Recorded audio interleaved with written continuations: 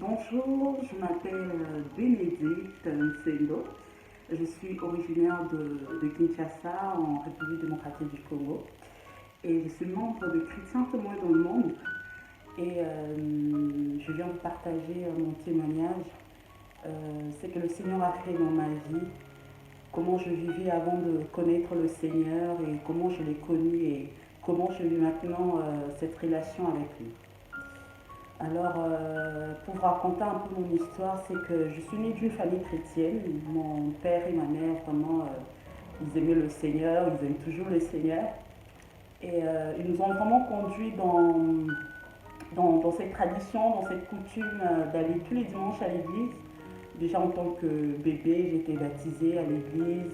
Et quand j'ai grandissé, j'ai eu aussi ma première communion à l'église catholique, parce que mes parents étaient catholiques. Et c'est comme ça qu'on vivait à la maison avec mes frères et sœurs. J'ai deux frères et deux sœurs.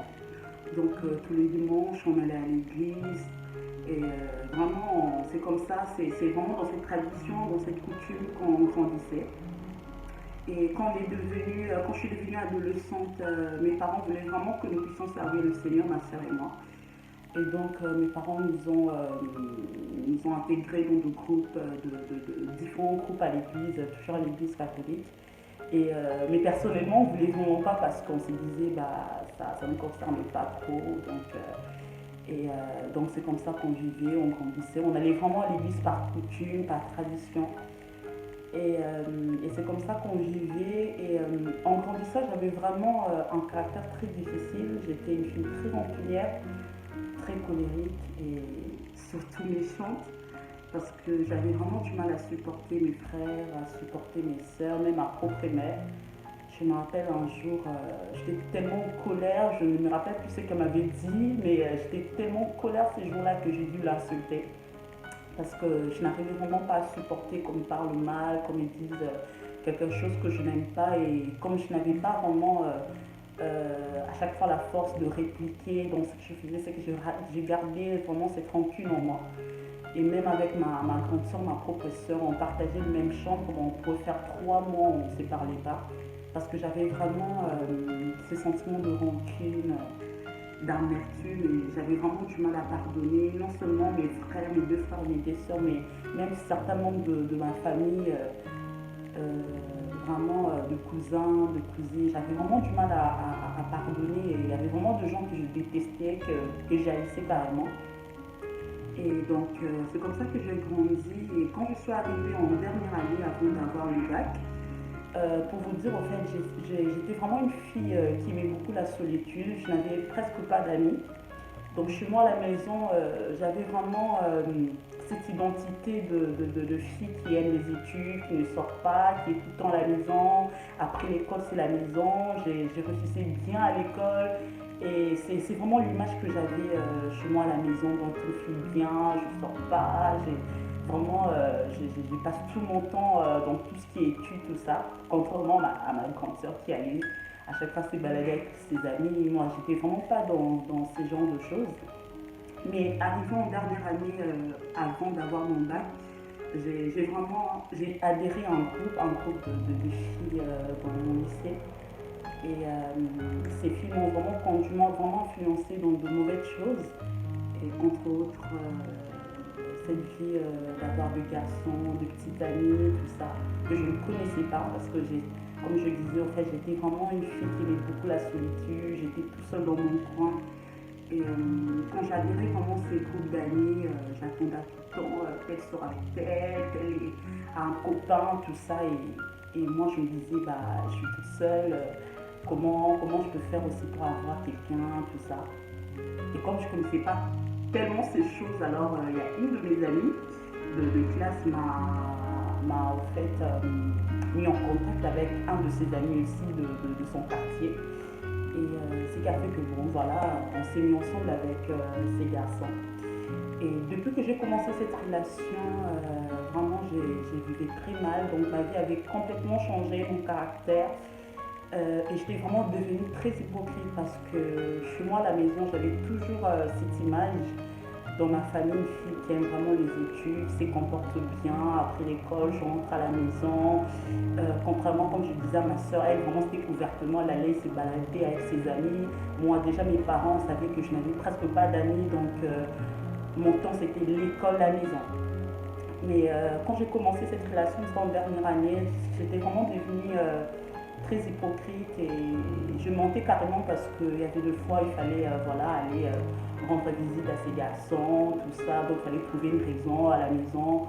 Et tout ça vraiment m'est donné une autre image en fait. Et je continuais ainsi, même quand j'ai eu mon bac, je suis rentrée à l'université. Déjà, en fait, l'année entre le fait d'attendre le résultat du bac et adhérer à l'université, j'ai passé vraiment une période très difficile. Pourquoi? Parce que avec ces garçons, ça n'en est plus. Pourquoi? Parce qu'ils me demandaient de faire des choses qui étaient vraiment contre mes valeurs. Comme je le disais, j'étais vraiment une fille, j'avais vraiment de principes. Je me disais, je ne pourrais pas aller avec un garçon avant le mariage, de ne pas aller en boîte, de ne pas faire ceci. J'avais quand même vraiment de principes que je m'étais fixé moi-même.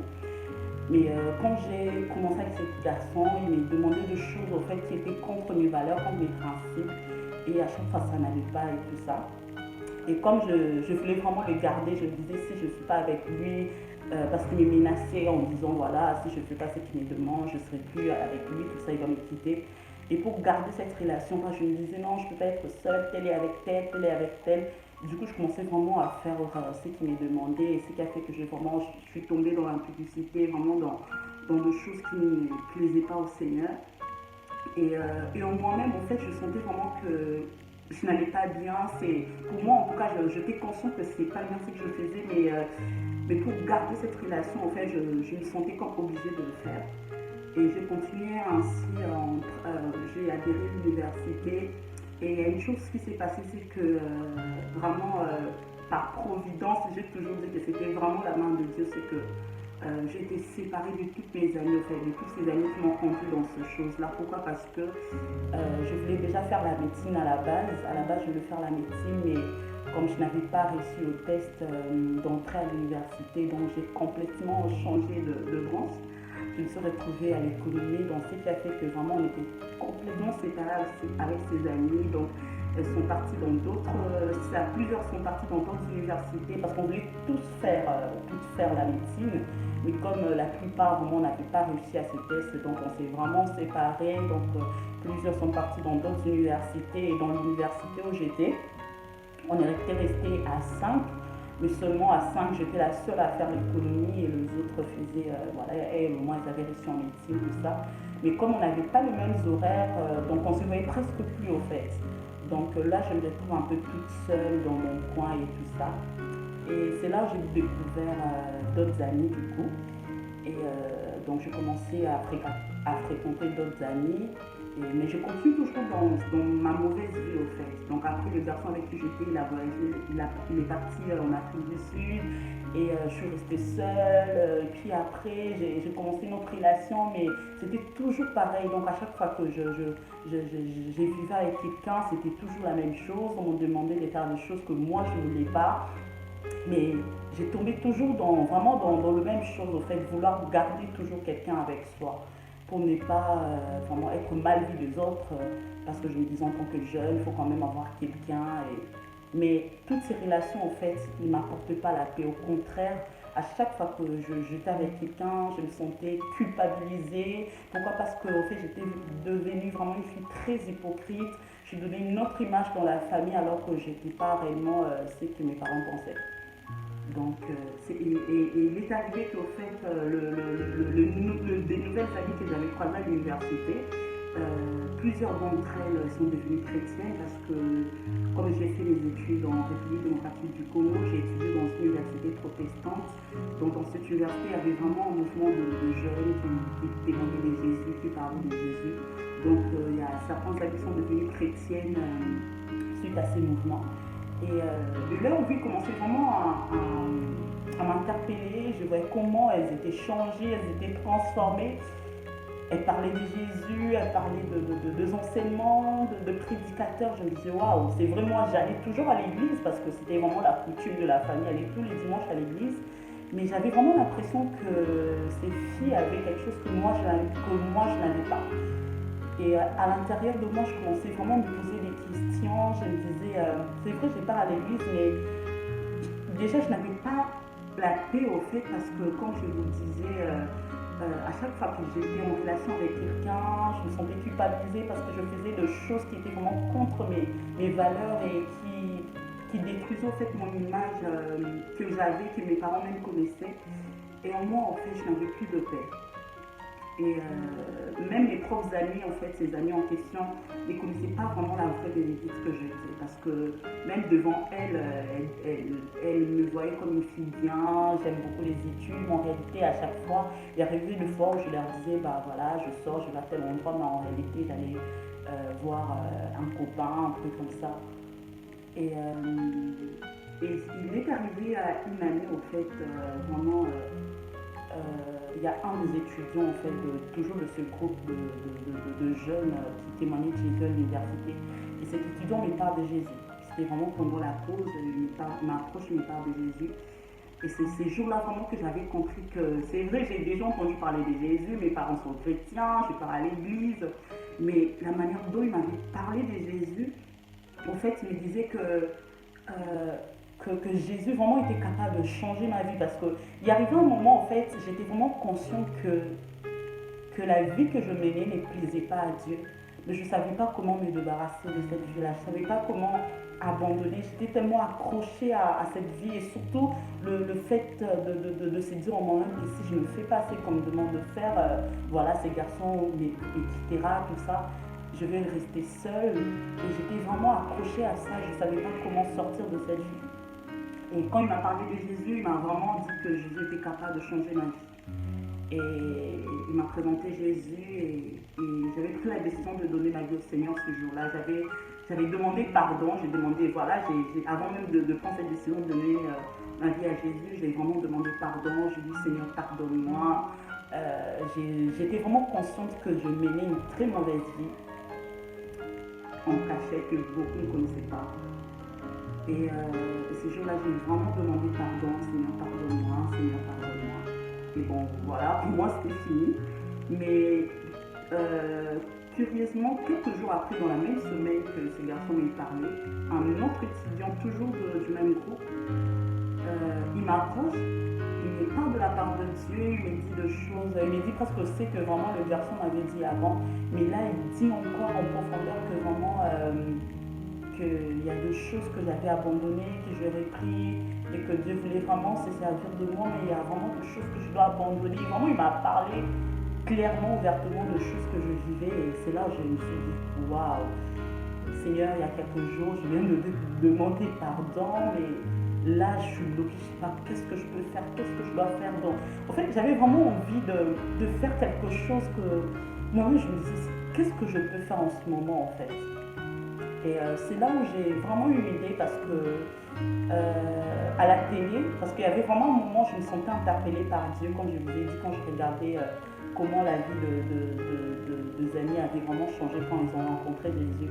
Et j'ai commencé à suivre des prédications de certaines églises évangéliques à la télé, tout ça. Et il y avait une église au fait que je suivais très souvent. Et ces jours-là, je me suis dit, non, je dois aller voir un homme de Dieu, un serviteur de Dieu qui va vraiment m'aider parce que là, j'avais l'impression que Dieu attendait que je fasse quelque chose, mais je ne savais pas quoi exactement. Et ces jours-là, je suis allée dans une église, je ne connaissais personne, je ne connaissais pas. C'était la première fois de mettre les pieds physiquement dans cette église, bien que je la suivais à la télé. Et là, je demande si je pourrais avoir un rendez-vous avec un pasteur. Et on me dit, mais l'homme qui est juste à côté, il y avait un monsieur à côté. On m'a dit, non, c'est un pasteur, je peux parler avec lui. Donc j'ai approché les messieurs, je lui ai exposé mon problème, je lui ai dit, en bref, vraiment, j'ai besoin de parler à un pasteur, tout ça. Et il m'a dit, mais voilà, je suis disponible. J'étais accompagnée par une amie, tout ça. Et nous sommes allés dans son bureau et j'expose mon problème. Je lui dis, voilà ce qu'on m'a dit de la part de Dieu, ceci, cela. Et j'attendais vraiment que cet homme me dise, voilà, Bénédicte, tu dois faire ça, tu dois faire ça, tu dois marcher comme ça. Et là, cet homme me donne encore son témoignage. Il me dit, aujourd'hui je me vois pasteur, mais j'étais un brigand, j'étais un fumeur de chanvre, j'ai fait beaucoup de dégâts, j'ai été même refoulé de l'Europe à cause de mon mauvais comportement, tout ça. Il me parlait des choses. Et là, j'étais waouh. Il m'a dit, il y a une chose que je fais, c'est que j'ai donné ma vie à Jésus. J'ai confié ma vie à Jésus. Il m'a demandé de faire la même chose. Et ce jour-là, j'ai accepté avec l'ami avec qui j'étais. On a vraiment dit que on veut vraiment donner notre vie à Jésus. Et ces messieurs, en fait, ce pasteur nous a tenu par la main, on priait. Et je me rappelle, pendant qu'on priait, j'ai senti vraiment, c'est comme si quelque chose tournait en moi. C'est comme si on était en train de tourner mon cœur par un instrument, je ne sais pas quoi, mais j'avais très mal physiquement, j'avais très mal au cœur. Je me demandais qu'est-ce qui m'arrive, mais quand on a fini de prier avec ces messieurs, ce pasteur, j'avais vraiment en moi la paix. On a fini de prier, il nous a même donné des bibles. Et quand je suis sortie de cette église, au fait, j'avais l'impression que c'est comme si on venait me débarrasser d'un poids, d'un fardeau que je portais. Donc c'est comme si au fait j'ai porté un grand fardeau et je l'ai déposé. C'est vraiment cette paix, je pourrais vraiment sentir qu'on venait de m'alléger au fait de quelque chose, d'un poids que j'avais. Et ces jours-là, j'ai vraiment compris que non, que Jésus avait changé ma vie. Et de ces jours-là, j'ai vu dans la crainte de Dieu, je marche dans la crainte de Dieu, de choses que je n'arrivais pas à abandonner. Et moi-même, jour après jour, je me disais, mais il y a telle chose que je ne fais plus. Moi qui étais rancunière, méchante, j'avais du mal à supporter mes frères, à supporter mes soeurs, à supporter les membres de ma famille. Mais Dieu m'a donné vraiment ce cœur à pardonner, à supporter les gens. Et, euh, et moi qui me disais que non, je ne peux pas vivre seule si je n'ai pas de copain, je n'ai pas, c'est pas moi un garçon avec qui je vis, tout ça, je serais mal à l'aise. Mais aujourd'hui, j'ai donné ma vie à Christ en 2010 et aujourd'hui, on est en 2020. J'ai vu sans copain, sans fiancé ou sans qui que ce soit, mais je me sens en paix. Pourquoi? Parce que l'amour de Dieu, l'amour du Seigneur comble mon cœur. Et ce qui est sûr, c'est que la vie n'est toujours pas facile, il y a des combats, il y a des difficultés, mais il y a une chose que j'ai toujours eu dans mon cœur, c'est la paix. Et c'est cette paix-là que je manquais. Pendant plusieurs années, à chaque fois que j'étais avec un garçon, je n'avais pas de paix parce que je me culpabilisais. Je me disais, mais mes parents, un jour si mes parents apprennent ce que je fais ou ce que je fais, ils ne croient même pas parce qu'ils ne me connaissaient pas dans cette vie-là. Donc j'étais jamais en paix au fait.